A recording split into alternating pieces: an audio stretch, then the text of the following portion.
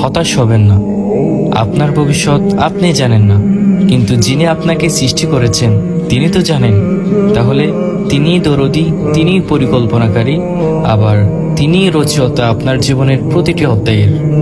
আপনার জন্মের আগেই তিনি লিখে রেখেছেন কোথায় হাসবেন, কোথায় কাঁদবেন, কাদের পাবেন, আবার কাদেরকে হারাবেন।